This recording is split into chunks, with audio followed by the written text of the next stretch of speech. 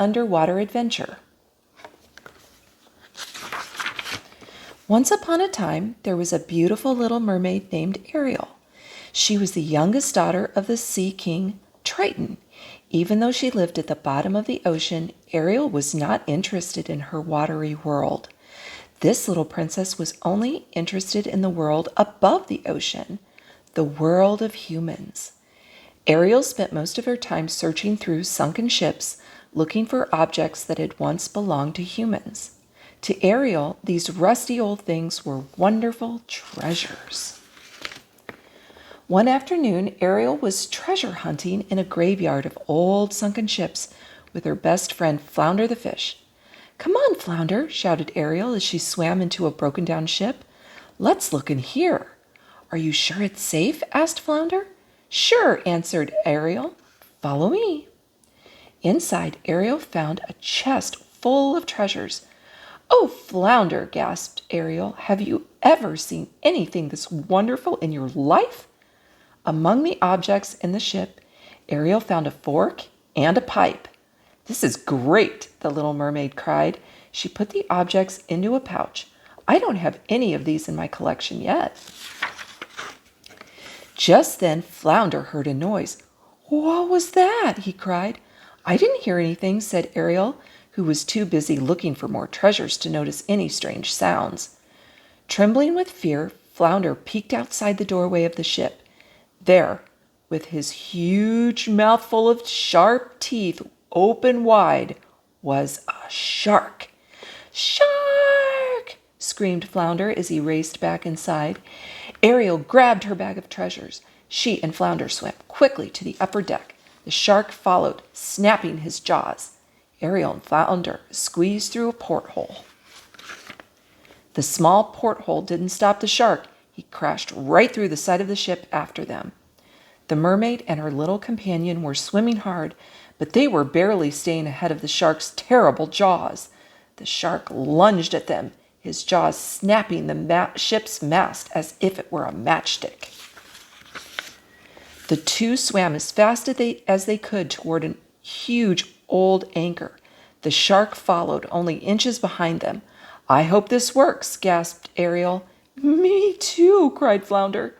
When they reached the anchor, Ariel and Flounder slipped through the ring at the top. The shark tried to follow, but he was too big. His enormous face got stuck in the anchor. "Let's get out of here," said Ariel. "We can head up to the surface to show Scuttle my new treasures."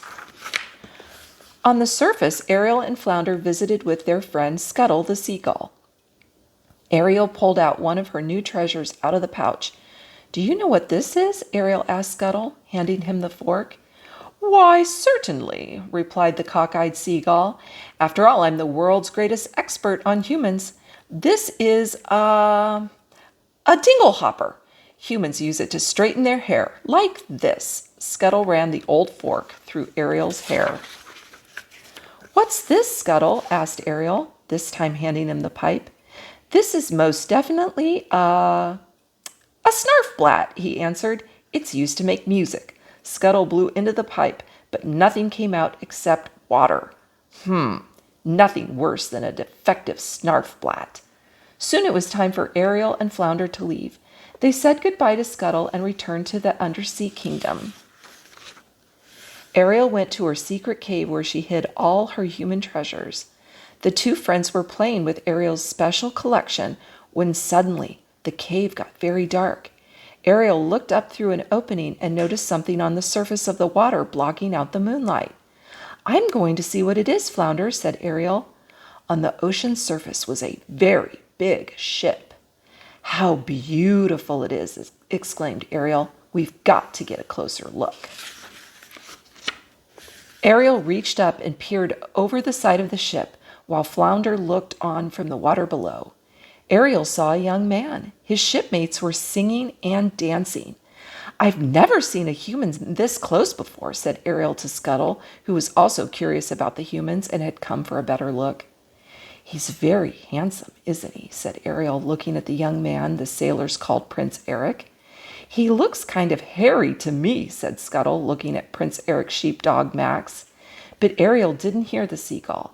All she could think about was the young man, the one she would someday join in the world of humans. Ariel was falling in love. Suddenly, without warning, a big storm came up. Rain poured down, lightning flashed, and the wind tossed the ship like a toy sailboat. Ariel watched Prince Eric as he and his crew tried to keep the ship afloat. As the ship tossed and turned in the water, a bolt of lightning hit the mast. The burning mast collapsed onto a keg of gunpowder. The explosion threw Prince Eric overboard into the raging waves.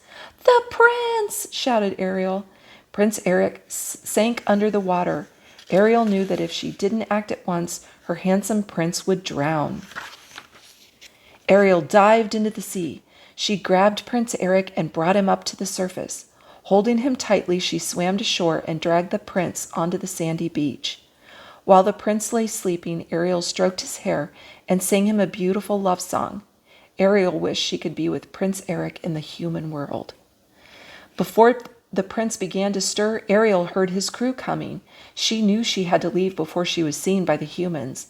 Blowing the prince a kiss, Ariel turned and dived back into the ocean. Ariel and Flounder returned to her secret cave so the little mermaid could be with her human treasures. "Oh, Flounder," said Ariel, "Prince Eric's so handsome. I can hardly wait until I see him again." Flounder just smiled. Ariel combed her hair with her dingle hopper and wished for the day when she would be with her human prince forever.